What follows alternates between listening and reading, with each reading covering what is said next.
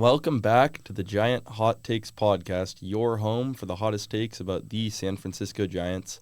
I'm your host, Jack. I'm joined by my co-host, Jake. We're back. Hope you're starting to get used to this time, dropping every Wednesday at 4 p.m. Before we get into it, your San Francisco Giants are on a 7-game win streak, 12-3, top of the Cactus League, currently in a game against the Guardians that they're, of course, winning, trying to get the win streak up to 8. Jake, how are you feeling? I'm feeling so good right now, man. I mean, we're the best team in baseball. Dodgers are kind of just in our shadow. That's kind of how it works around here usually. So get ready for sitting back down there where you belong. This year's different. I definitely did not say that last year or the year before or the year before.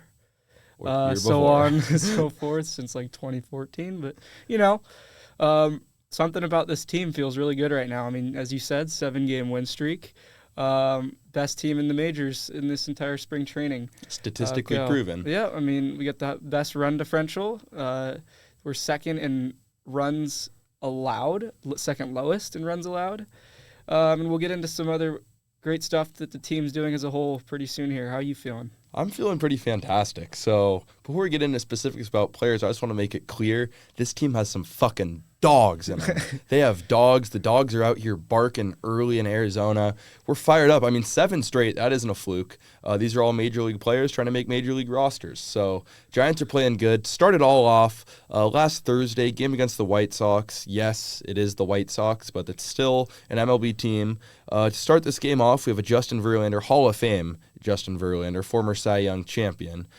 Justin Verlander. He goes 4 innings, 4 hits, 1 earned run, 4 strikeouts. He hasn't given up 4 earned runs all spring. Verlander looks good. ERA right around 3. I'm pretty ecstatic to see what we've gotten with Verlander so far. Do you agree? Yeah, I mean, he's working with this new loopy curveball they announced yesterday. As your age goes up and you start to regress a little bit in velocity, you kind of got to rely on the junk. And I think that new loopy curveball that you could place down low, get some hitters to chase, could be a really good put-out pitch. So I'm excited for Verlander this year. Yeah, he looks really good, and bullpen was pretty fantastic the rest of this game. Wanted to shout out Camilo Doval. We all know Doval had his issues last year. We were not very easy on him either, rightfully so.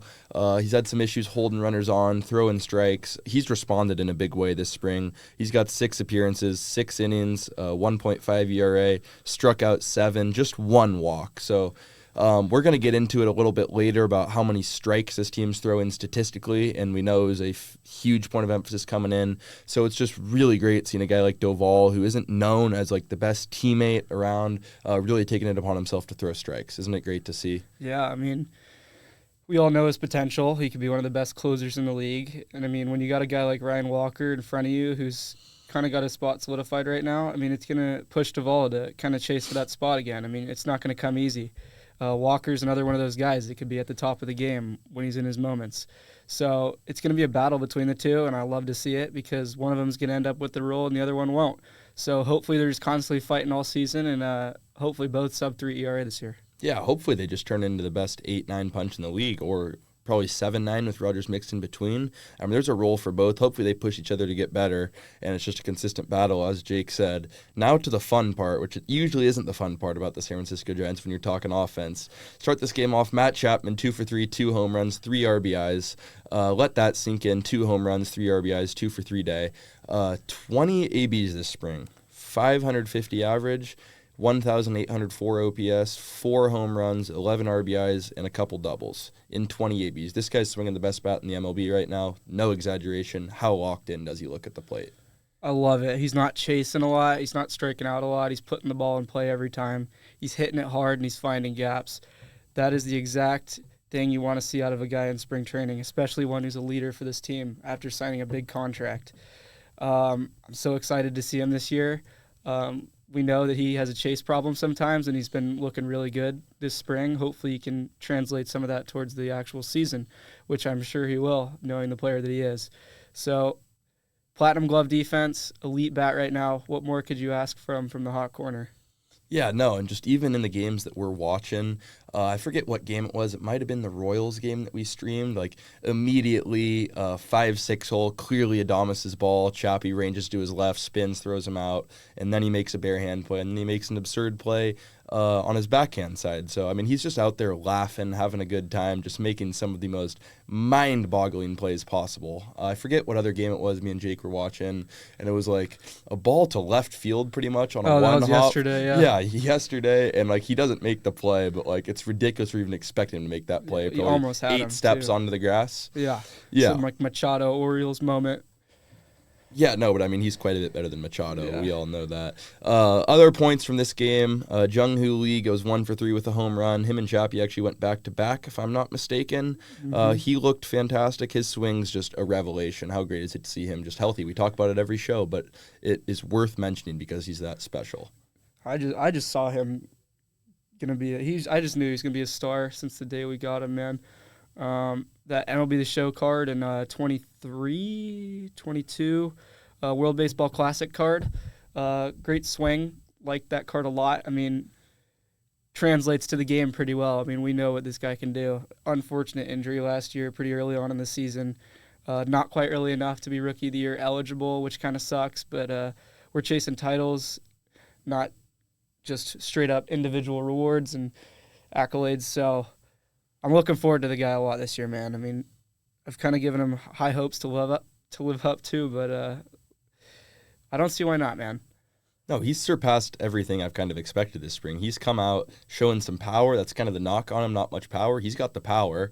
He's roping doubles. It's rare when he strikes out. It's rare when he puts it in play and it's under 100, so he's just a revelation to watch. This game we have Mike Yastrzemski 2 for 2 with a bomb. Awesome to see Yaz swinging it. Can't say I was super excited to see him swinging it like that. He's probably earned himself a pretty long leash. He's playing some good ball right now, which I'm not going to complain with, but I'd still rather see Montos and McRae. One other note from the game, we got Casey Schmidt hits a double. Casey's flashing a lot of power. We have a segment on him coming up later in the show. But from those two guys, kind of what have you like to see? Schmidt has had a big spring. Schmidt's been one of the best guys this spring. I mean, he's top 10 in just about every category for those who qualify. I mean, he's raking the ball. He's hitting when it matters. He's got 3 bombs in the spring. I mean, the dude's been playing good ball. I mean, that's exactly what you like to see out of a guy who, you know, is taking advantage of his chances right now. And he's definitely on the line of making a spot. So I love to see it. I mean, everyone's competing right now. There's no guarantees with some of these guys. So I really love that they're all working hard, fighting with each other, making each other better. And I mean, that correlates to the game, as we can see, 12-3 record. Even with these guys that aren't exactly going to be starting or maybe not even be on the roster, they're all fighting hard. And that's exactly what we need throughout the entire season if we want to make something happen. Yeah, no, it means something to win games here. This has been a 500 team for the better part of the last 6 or 7 years. To start off on this foot and say we're done with the bullshit, we're out here to win games, not just drag through a 162 game season. It's been awesome to see, and you can just see it through the ABs, through the energy on the in the dugout. You know, we have a Spencer Bivens interview, and we have Sean Jelly pelting him with seeds.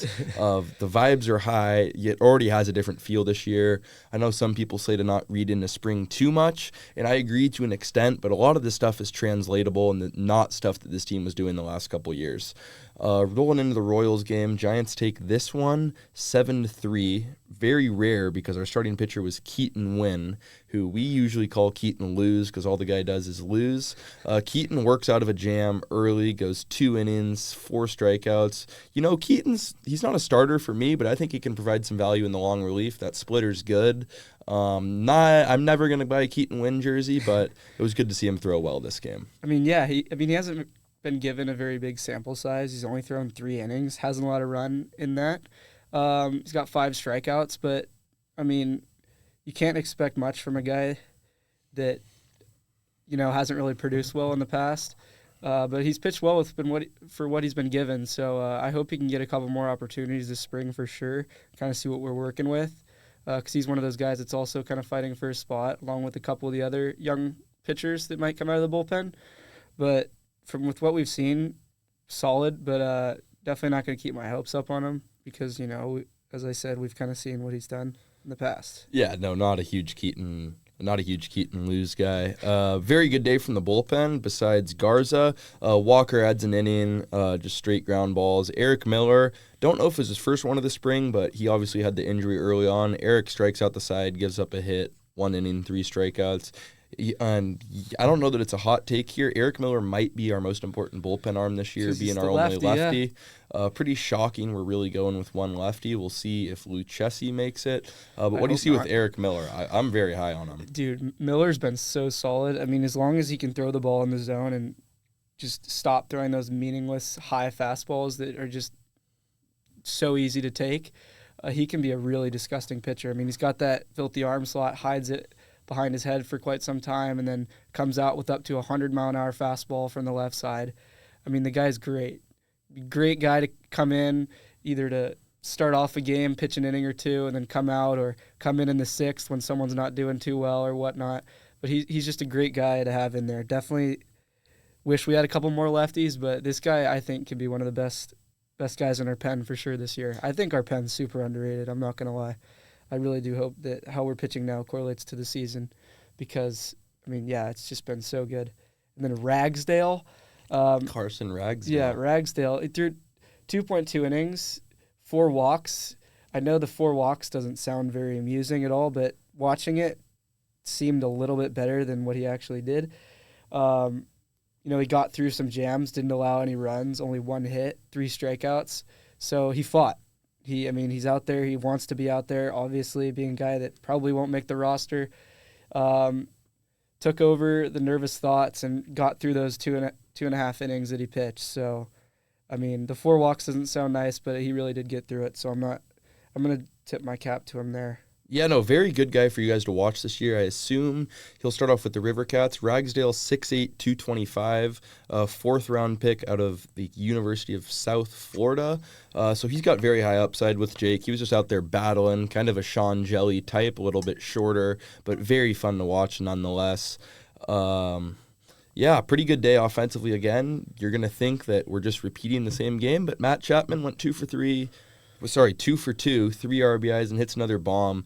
Oppo juice. I mean, it makes me smile every time I see this guy taking at bat, Jake. I mean, yeah, the ball flies the other way in Arizona for some reason at our field. I mean, Matt Chapman has just been absolutely raking. I mean, I already yapped on about it a little bit earlier, but, I mean, you can't really say enough about the guy right now. It's just absolutely ridiculous. So, yeah, thumbs up to him. Willy Adames, 1 for 3, fantastic. Mike Yastrzemski goes yard again. I mean, Yaz is making us look stupid, but I'm for it. He's just, I don't get fired up watching him play, but if he's going to hit bombs, that's kind of, we talked about it last podcast. Somebody weird is breaking the 30 curse. Mike Yastrzemski might be the guy. Mike Yastrzemski, man. I mean, he's not hitting for average, but, I mean, he's launching the ball right now, and I love to see that. Yeah, no, he can play. Going back to what Jake said earlier, we've got a lot of guys competing for spots. They're all stepping up. They're all competing really hard. Off the bench in this game, we have Matos adds a hit, and then not to be outdone, Grant McCray adds a hit. McCray, we have a later segment breaking down kind of this positional battle, but they both look good. Really cool to see them competing like that. I mean, it's amazing. He's hitting up above 300 now. I mean, he was down at about 100 early on, striking out a lot. Couldn't really get things going. I mean, he's been kind of fighting his way through, hustling out ground balls, doing whatever he can to get on base, and flashes a good glove. So I love to see that out of McCray. Again, he's one of those guys fighting for a roster spot. So as long as they keep fighting, we'll keep winning. Yeah, 100%. So we roll into a split squad day on Sunday. Yep, on Sunday. We start off with the Cubs game. Landon Roop start. Landon, as we have touched on plenty of times throughout this podcast, has been probably the MVP of the Giants spring training so far. Roop finally gets touched up. 3.2 innings, 7 hits, 5 earned. Gives up a bomb to Kyle Tucker. I thought it was the first time that his stuff was like very erratic.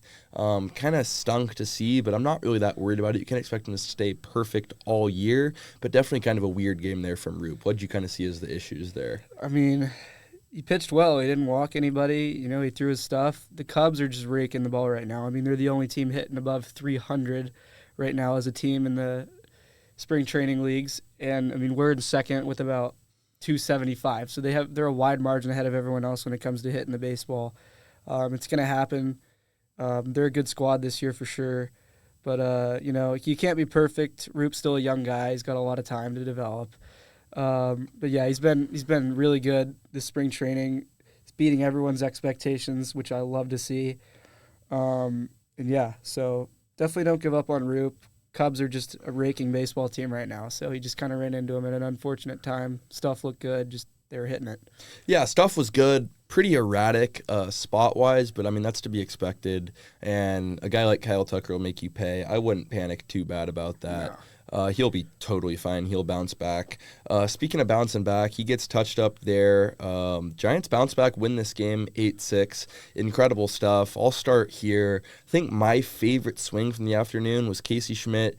Bomb on a hanger. It was a slider or a curveball. I can't remember. It's kind of a guy that's really struggled with plate discipline and especially off speed. So to see him hit one 430 poolside on a hanger was very incredible. He's showing some big strides. You kind of already touched on him earlier, but that's a big time difference from Casey there. Mm-hmm.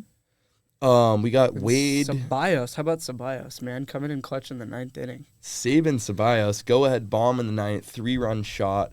The guy we acquired in the Luke Jackson trade, that's the scam of the century. We unloaded the Jorge Soler contract. We got a guy who's better than Soler in Ceballos, and Luke Jackson can't terrorize Giants fans anymore. What do you kind of see with Ceballos? I think he's probably my favorite prospect to watch this year. Yeah, I mean, I think he's going to be good. I mean, we haven't really seen much of him at all. He's only gotten a couple at bats, but he's made the most of them, just like every single guy who's been given an opportunity for our team this year. I mean, everyone is coming to fight, including Ceballos. And he's a guy we've kind of been wanting to keep our eye on ever since that acquisition. So I'm kind of excited for him, and I really do hope he finds his way in the minors this year because, who doesn't want a guy like that out of a Luke Jackson trade? That would be a complete fleece, and I'd love it. Yeah, 100%. Going back to the McRae-Matos battle, McRae goes 1 for 1, walks twice, just finding a way to get on base. He steals a couple bags this game. He just looks really good, man. Not to be outdone, Matos 1 for 3. Not going to complain about a 1 for 3, but definitely got outplayed by McRae here. Great to see both of these guys contributing. A guy we haven't mentioned at all on this podcast, Christian Koss, 2 for 2, hitting 381 this spring. Should be the sleeper. Yeah, should be the River Cats starting shortstop this year. He's been very fun to watch. I don't know about you. He's been one of my favorite players to watch. He's good. I mean, he was leading the league in runs scored. Probably about a week ago. I don't know if he's still up there. I haven't checked. But yeah, he was off to a really good start and still is hitting very well. Great to see out of a guy that could potentially back up in the MLB for us or play some sort of utility role. I mean, his glove isn't the flashiest, but if you're hitting like this, it doesn't really matter. So I really do hope he can make an impact down in the minors because he's a solid guy to have. I mean, he's not the youngest guy. He's, I think, 28 years old. 27 years old. I mean, as long as you're swinging the bat down there, you'll get your chance somewhere, man. So I love to see that out of you. So just keep working, man. Yeah, definitely. Background on Koss, for those of you who don't know. Born in Riverside, California, age 27, 12th round pick by the Rockies in 2019. Attended UC Irvine, so always good to see a California kid producing for the Giants. This same day, we had a split squad, as I mentioned. Played the Padres. Always good to take it to the Padres, man. Giants take this one 7-4. Jordan Hicks still running 96 to 100. Velo and stuff looks good. Would not panic about the box score that I'm about to read you. He goes 2.2, 6 hits, 3 earned, walks 2, strikes out 1. I think it's kind of always going to be trying to ramp him up for the regular season. Kind of what do you see with Hicks? I'm not worried considering the numbers are that high. I mean, he got off to a super hot start last year. Some part of me thinks that he might do something like that again by the time the debut comes around for the season. But, not great numbers, obviously, but we know his stuff is good and we know his velo is good. As long as he can just stay confident on that mound, he'll get stuff done, as we saw last year early on in the year. Having a spot locked is still a little bit questionable to me. I don't know why. I still feel like there's some other guys that have been putting up a little bit better of a fight than him. But definitely not going to start getting too worried about it this early because we got a lot of time to see him grow and get back to his old self that we saw early on last year. Yeah, no, totally agree. We could sit here and complain about Hicks getting that starting role because I agree, but it is quite obvious that they are very set on that. Other things from this game, offense hitting 7, very good once again. Kind of a split performance, 8 hits, runners in scoring position, 4 for 15. Nothing to write home about, but not bad. Ramos goes 1 for 2, 1 walk. His ABs are starting to look a lot better, including today even. We'll bring that up. Willie Adames 1 for 2 with a double and a walk. It's amazing we aren't even talking about Adames on these podcasts because all the guy does is hit. He's hitting 370 and 27 ABs. He's kind of been everything we've expected. Yeah. Gotta love the guy, man. Yeah. I mean, just an absolute fit in the dog. system perfect. Yeah, he's not even hitting for that much power yet, but he's having a quote-unquote quiet spring, hitting 370 above 1,000 OPS. Matt Chapman goes 1 for 2 with a walk again today. It's just absolutely unreal. I hope he can save some of this for the season because this type of stretch, I'll say it right now, the Giants have not been on a hot streak like this in the regular season in I don't know how many years. It might take 1 7-game win streak to get this team into the wild card. Would you agree? That might be the difference. Definitely, because we already know that we're just an 82 and 80 team or 81 and 81 kind of team as we've seen the past like 9,000 years. But I think this team could definitely go on a little win streak that could really shift the expectations of a lot of people. All it takes is one because our floor isn't as low as some people say. I don't think that we're a 70-win team. I think our floor is somewhere around 79 wins. I'm not going to lie with how we've been playing right now. As long as the injuries don't stay too crazy and we keep all of our stars healthy, then I don't see why not. I don't see why we can't go into a wild card. So, as long as we get that 1 7-game win streak, if that, maybe even a 5-game win streak, I think that could be all it takes to really squeeze in there. Yeah, it's just something we haven't been able to do. I think if you ask anybody, any Giants fans right now, they'd probably say projections 78 to 82 wins. A 7-game win streak moves that up to, I just got out of math class, I can't even do this, but 84 to 89. So that changes everything, and it's something they haven't been able to do, and it's something I think they can do because they kind of have some star power now. You can run into some games with Adames, Chapman, and Ramos all catching fire at the same time, and it could start to get pretty interesting. One other note from this game, Bo Davidson, very good prospect to watch. I think we've mentioned him a couple times. Should start off in Richmond or San Jose. A very good young outfielder. Just a stud. Goes 1 for 2 with 2 RBIs this game. I'm very high on Davidson. Shout out Lincoln Katz. He's the biggest Bo Davidson truther that I have ever met in my life. Rolling into the Rockies game on Monday. I almost said it's getting boring because the Giants keep winning games, but it'll never get boring. Giants take this one 8-2. Classic Logan Webb game, 4.2, 5 hits, 2 earned runs, strikes out 5. Steady Eddie Logan Webb. What'd you love in this game from him? I mean, these are just the numbers that we'll always see out of the guy. I mean, 4.2 in a spring training game, he would have made that 8 if it was a normal game. I mean, the dude can just go forever. I mean, 5 strikeouts and 4.2, that's above his average for sure. Usually striking out less guys than innings pitched, but in this case, nope. A lot of that one bomb, that's what kind of screwed him a little bit on the runs, but overall, great game from Webb. Really liked what we saw out of the bullpen, too. Birdsong, just immaculate for the save. Went 3 innings, 4 strikeouts, nothing along the other sides of the board. I mean, overall, great game from the fellas there. Hitters were hitting. McRae really starting to heat back up. Love to see it.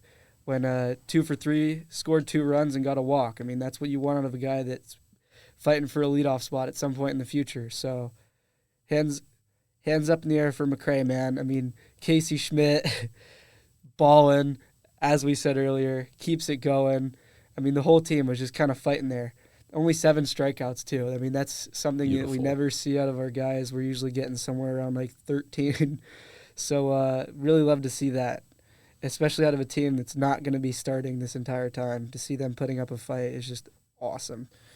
Incredible. As Jake said, only 7 strikeouts, and they walk 6 times, which is just absolutely incredible. Touching back on Birdsong, talk about a guy who stepped up in a positional battle. He's gone 3 games, 1.29 ERA, 7 innings, 10 strikeouts. Guys just stepping up, making it really difficult on that front office. In 9 innings, 9 innings between Webb, Jelly, and Birdsong, they walk 2.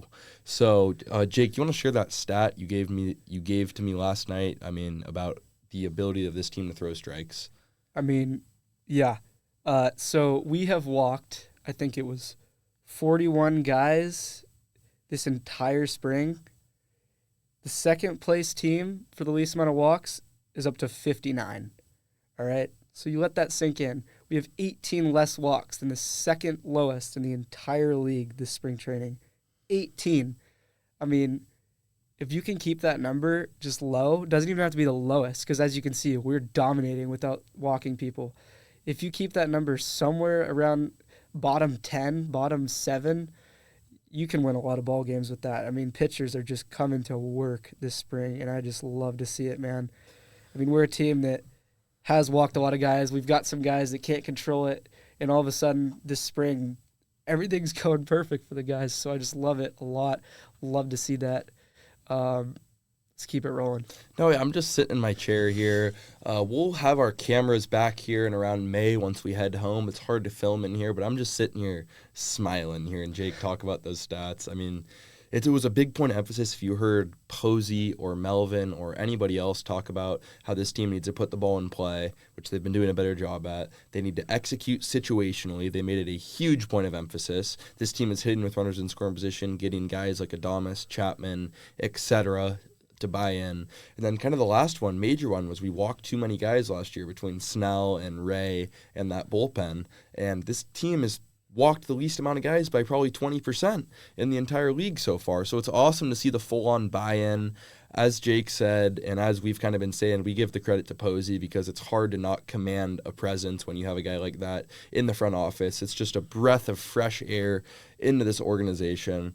Rolling into the last game of the week before today, A's game also broadcasted by KNBR. Incredible just watching a game to watch my team play with No Dwayne StatCast, Kuiper. though, so don't get too happy. Yeah, no, exactly. Scottsdale Stadium is a worse technically logical stadium field than most high school ballparks in the country.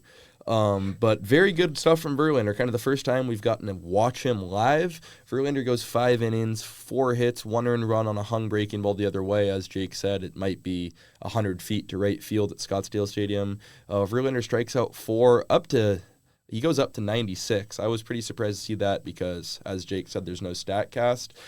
Jake's apparently been known he's up to 96. What do you see with Verlander's stuff? I've been ecstatic. I mean, he's always kind of been a hard-throwing guy. I mean, he touched up to around 100 earlier on in his career.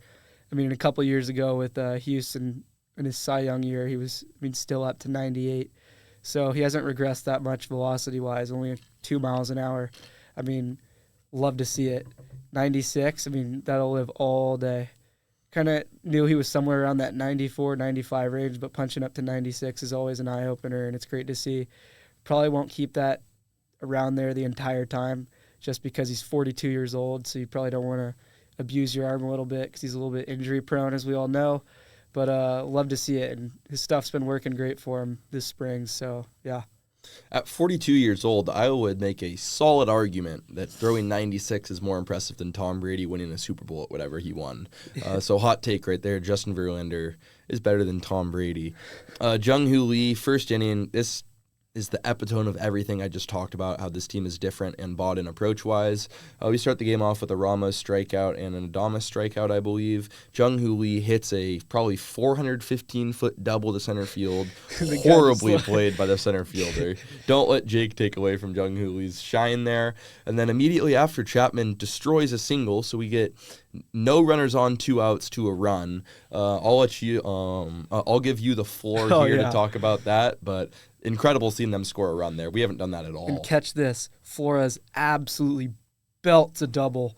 You know, I don't know what was going on in the outfield there. I mean, probably hit it like 12 miles an hour, just chunked it. Like, terrible swing, getting over, all right. Just like straight up misses it. Doesn't even put a glove on it, so he actually gets the double. Awesome to see. Runs, scores on that. Just a cherry on top in this situation of how terrible the A's outfield was that day. Oh, my goodness. So, yeah, that was awesome. You know, I'm even more surprised that Flores actually got to second base there than the guy just completely whiffed the ball.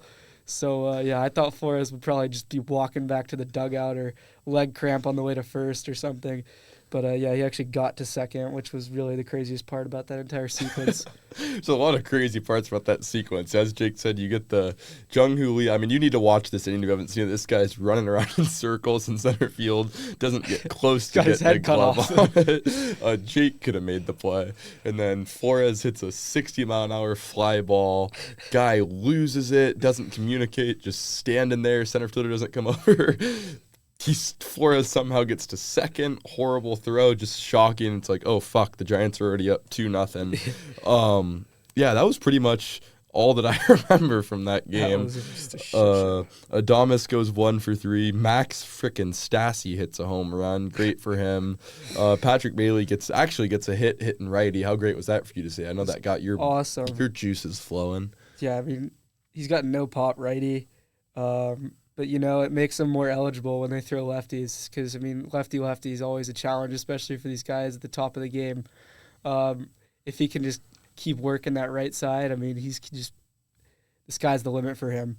This spring he's been getting a little bit unlucky with some of the lineouts he's had, but I'm definitely never going to give up on him. He's got a bomb this spring, too. He's not a power guy by any means, but he can definitely squeak a couple out, and he's got great bat paths. So I could definitely see him punching out more than he ever has in his career this year. So I'm really looking forward to him. Hopefully he can keep getting better on that right side because it's only up from here. Yeah, no, I mean, it just fires me up. But it kind of brings me back to the meme where it's like, if Patrick Bailey has 1,000 fans, Jake's one of them. If he has 100 fans, Jake's one of them. If he has 1 fan, Jake's one of them. If he has 0 fans, Jake's dead. So Patrick Bailey, I mean, he even named his dog after Patrick Bailey. He named his dog Bailey after Patrick Bailey way before Patrick Bailey was even up. He named him that right when they drafted him. So just awesome to see him playing the long game. When we walked into this studio, it was 3-2 Giants against the Guardians. They have opened up a 7-2 lead, Jake. I didn't even know that. Yeah, we're going to react to this Jesus. right now. How the hell did we even just Fitz is score? 3 for 3. Unbelievable. Okay, so we scored. Where's the scoring summary? Oh, dude, we got 12 strikeouts in 5 innings. Wow. So top of the 5th inning, we get a Matos line drive to Kwan.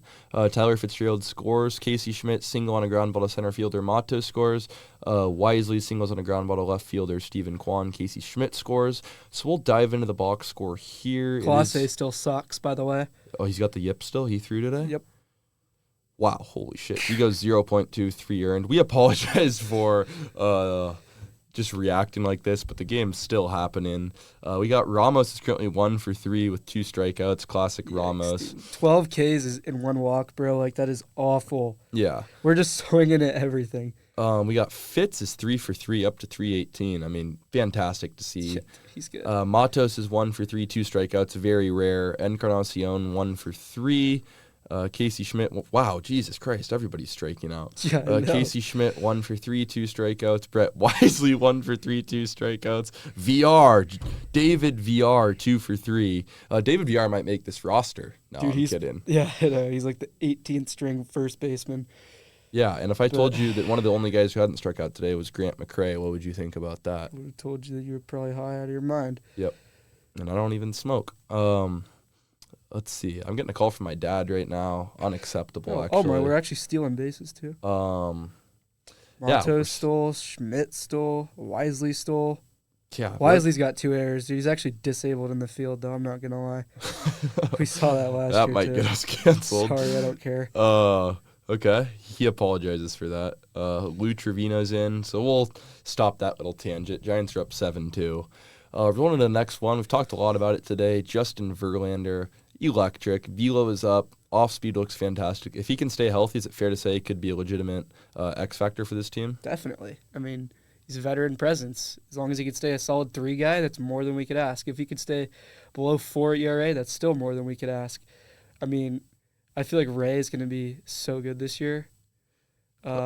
I don't know why he hasn't thrown that week. He must have thrown in minor league camp or something. Yeah, I don't know. But, yeah, no, as long as they can just stay consistent and not have any blow-up games, then I don't think this roster at all could be considered an 82 win team. I think we're much higher than that. Yeah, no, not at all. Casey Schmidt, as we mentioned before, has had a big camp even before today. His numbers will actually be better than this because of his hits today. He's hitting 290, 3 home runs, 8 RBIs, bunch of doubles along with good defense. He's an extra base hit machine with Gold Glove caliber defense. His ceiling's still through the roof. San Diego State legend. Do you see him getting a decent amount of run this year? I mean, yeah. At the big league level? I think so because they're giving him so much opportunity right now. They definitely want to see whatever they can, get whatever they can out of him. They don't want to see 15 at-bats and see him hit 480 and be like, all right, this guy's legit, let's pull him up. No, they're giving him lots of opportunity here to really kind of see where he's at right now, and he's still performing well with all the at-bats he's been given. So I definitely think he'll be given some time this year. I mean, it's kind of weird to see our lineup right now with how it's kind of working with the outfield and first base situation and how Fitzgerald's going to play. So there's probably not going to be a ton of opportunity around for Schmidt, but I think that he's going to make himself known and make the organization put him out there on some days, and he'll make the most out of it for sure. Yeah, no, I agree. I think Casey Schmidt kind of has a cuteness to him. Oh, no, we're not doing this. He's got some aura. He just looks cool. I mean, He looks cool. The whole fan base has seen every part of Casey Schmidt. So he's kind of His aura is nuts. He's a nuts player. If you get that joke, then you will. God. Trying to get back on track. I mean, the 7-2 thing really threw me off. Luis Matos and Grant McCray are battling it out. They both really look fantastic, and I think they're big parts of this team's future. Started off, we got Luis Matos before today.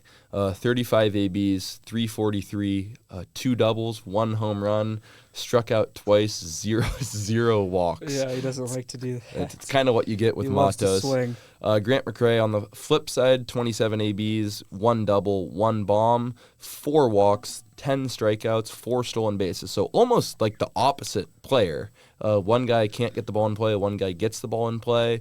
Kind of what do you see here? Who do you have getting that 4th outfield spot as it stands right now?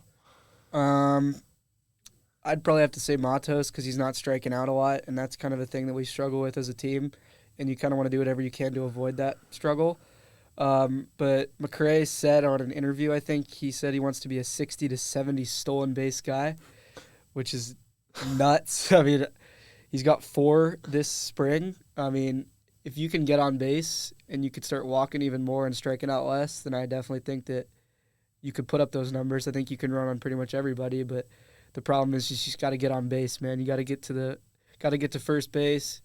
Then anything can happen from there. So I love the confidence out of the kid, but right now I think Matos has the slight edge over McCray, given he's had a little bit more opportunity upstairs, and McCray just kind of got his first glance at the major leagues at the end of the last season. So I think Matos is probably going to be given that edge over him right now. Yeah, no, for sure. I hope to see him a lot this year. That's kind of – I don't mind Mike Yastrzemski, the player, but I do mind it when he's blocking these guys in a developmental year. So as I said on the Giant Sports Talk Live show, I do not think that me and Jake want to be sitting here on March 12th, 2026 and not know what we have in Matos and McCray in a full season. I think that would be doing the future of the Giants a disservice.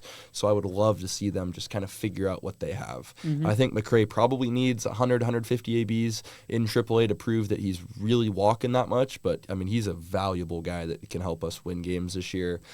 Today and yesterday, we've been facing a lefty on the mound. Ramos is our DH. Sorry, not DH. He's our leadoff against lefties. Do you think that's a good or bad move? I think it's pretty good to maximize ABs for arguably our best offensive player last year. Yeah, I mean, he just tears up lefties better than anybody in the game. I mean, his numbers last year against left-handed pitching, it was ridiculous. So I think anywhere at the beginning of the lineup for him is going to be a solid choice against lefties. Lead him off, great. He'll knock one in the gap or hit one out. So I definitely am not going to question this move at all. Yeah, no, for sure. I kind of trust Melvin now that he's running the lineups and the Dodger spy isn't. Tweeted out yesterday during the game, Joe Panic, my favorite player of all time, Joe Panic. Joe Panic, just incredible. He's just making me smile right now. He looks about 20 years old still. He was in the dugout, mentoring Fitz. Awesome to see that. They right? look similar too, bro. Like, yeah, they're kind of a similar player too. I'm not gonna lie. Yeah, no, for sure. Just incredible stuff. Can't hurt to have those guys in a young player's year. I love what Posey's doing there. We only had 2 Q&As sent in this week at just_Giants28. You'll love this one. Said Jung-Hoo Lee drives in 90 and makes the All-Star team. I think the way he's swinging it right now, it's not even a hot take. What do you think about that? As long as the guys really are in the lineup, can either walk, not strike out, or find a way on base, make the guys in the field, make them make the plays. Then I think Jung-Hoo in that 3 spot can definitely knock in some guys. 90 plus, that would just be awesome, man. I mean, he's a guy that's going to hit the ball hard almost every single time. He's not going to strike out a lot. You put it in the zone, he's not going to swing and miss at it. I mean, I could definitely see him driving in 90, even only hitting about 15 home runs. I could still see him driving in that many with where he's being positioned. So, yeah, I'm super excited for him, especially in the 3-hole. It's definitely interesting, and I'm really excited for it. Yeah, for sure. I mean, I was not very high on him being in the 3-hole, but it has worked out masterfully so far. So I'm excited to see him do it. To wrap it all up, this guy at A with a bunch of numbers, I didn't really feel like typing them out. I'm sorry, man, but thank you for commenting because we didn't have a good turnout this week. So whoever's listening, you guys need to step it up next week so we can react to your guys' hot takes and reactions. A said, trade Yaz and Flores so younger players can develop. Use DH as a rotating spot for outfield prospects. Turn Grant McCray into a super utility. I'll start. I totally agree they should trade Yaz and Flores because we need to see what these young guys have, and I think we're going to be very surprised in a good way with what they have. Use the DH as a rotating spot for outfield prospects. If that includes Girard, then I'm all for it. I think you need to use it for Girard or for Patrick Bailey on off days, and maybe like you can work a McCray or a Matos in to the outfield and have Ramos DH, but we'll see. Don't really know what you mean about Grant McCray as a super utility. He can be a very good outfield utility, but kind of what do you think about that? I don't see McCray suiting it up at shortstop this year. I just don't really need. I don't think we need McCray in the infield anytime soon with Chapman and Adames both on long-term deals. Can he even play infield? Sorry. Grant McCray? Yeah. I don't know. Yeah. But I mean, and Fitzgerald too, who's still on the younger side of things, and I mean, he's an offensive maniac, as we saw last year. We got Eldridge sometime soon, so I don't really see why we'd really do that with Grant McCray. I think he'd be better off just playing in the outfield, considering the fact that he's already got Gold Glove defense out there. I don't really think we need to move that around. The trade on Yaz and Flores, so younger players can develop. I'm going to partially disagree with that. I really want to see what we have for the first couple months, considering the fact that we're playing so well right now, and both of these guys have kind of stepped up in a decent way recently. These two are veterans. It's kind of just knowledge to know that they're going to strike out a little bit less. They're going to see more pitches than these younger guys because they just have more experience. So I want to see if we can win with these guys in. And then if it really just starts to not work and they're really struggling, then I don't see why we don't get rid of them and let these other guys come in. But for now, I think Yaz and Flores can be 2 crucial parts of this team. Yaz being the clutch player that we've seen, and Flores having the idea of the strike zone unlike anyone else on the team. So I'm going to partially agree with that, partially disagree. Yeah, no, that's a fair summary. Once again, we appreciate you guys tuning in. We're having a blast doing this, starting to grow very quickly. So make sure you subscribe.